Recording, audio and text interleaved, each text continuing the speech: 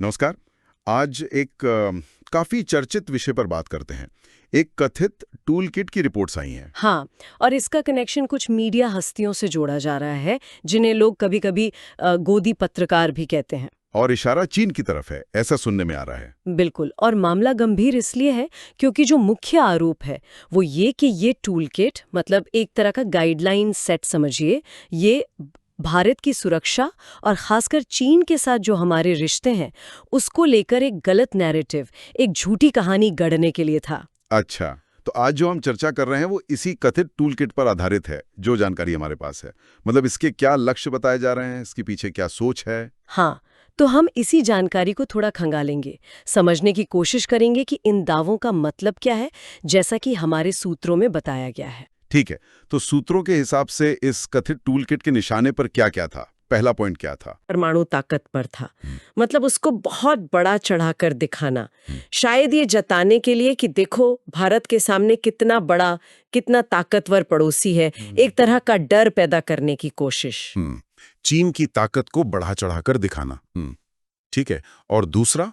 दूसरा निशाना भारत के जो अंतर्राष्ट्रीय रिश्ते हैं उस पर एक नैरेटिव ये बनाने की कोशिश कि भाई भारत पर अब अमेरिका का प्रभाव उतना नहीं रहा और उसकी जगह कौन ले रहा है, रूस और चीन। अच्छा, मतलब भारत की स्वतंत्र विदेश नीति पर एक तरह का सवाल। हाँ बिल्कुल, ये दिखाने की कोशिश कि भारत किसी एक गुट की तरफ झुक रहा है या उस पर किसी और का प्रभाव ज्यादा हो रहा है। ये तो दिलचस्प है, क्योंकि भारत तो हमेशा अपनी स्ट्रैटेजिक ऑटोनॉमी की बात करता है। और तीसरा लक्ष्य, वो शायद सबसे चिंताजनक बताया जा रहा है, भारत की अपनी परमाणु क्षमता को लेकर। जी हाँ, आरोप यही है। देखिए, भारत अपनी न्यूक्लियर कैपेबिलिटी को तेजी से मॉडर्नाइज कर रहा है, ये तो फैक्ट है। हाँ, ये तो रिपोर्ट्स में आता रहा है। लेकिन इस टूलकिट का कथित मकसद ये था कि इसे एक जरूरी कदम की तरह ना दिखाकर इसे एक खतरे के तौर पर पेश किया जाए, जैसे कि भारत का ये आधुनिकीकरण किसी के लिए, शायद पड़ोसियों के लिए या दुनिया के लिए खतरा है। पर यहीं पे कहानी थोड़ी पलटती है ना, क्योंकि जिन सूत्रों से इस टूल किट की बात आ रही है उन्हीं में कुछ एक्सपर्ट्स की राय भी है जो नैरेटिव से बिल्कुल अलग है। सही कहा। एक्सपर्ट्स का मानना है, जैसा सूत्रों में लिखा है, कि हाँ, भारत की परमाणु क्षमता दुनिया में सबसे तेजी से मॉडर्नाइज होने वाली क्षमताओं में से एक है। ये सच है। लेकिन वो इसे खतरे की तरह नहीं देखते। नहीं, बिल्कुल नहीं।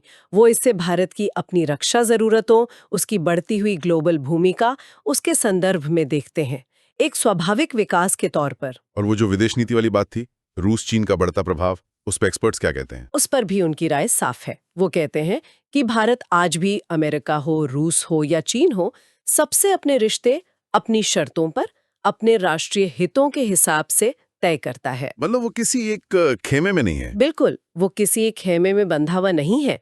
उसकी अपनी एक स्वतंत्र इंडिपेंडेंट रणनीति है। ये उस कथित टूलकिट के दावे के एकदम उलट है कि भारत किसी खास गुट की तरफ झुक रहा है या उसका प्रभाव कम हो रहा है। तो अगर ये टूलकिट वाकई है जैसा आरोप में, तो इसका तरीका क्या बताया गया है? मतलब ये डर या ये नैरेटिव फैलाना कैसे था? तरीका तो वही पुराना है, जनता के मन में एक तरह का डर, एक कंफ्यूजन पैदा करना। अच्छा। गलत जानकारी देकर या जानकारी को तोड़ मरोड़ कर पेश करके, ताकि लोगों में शक पैदा हो।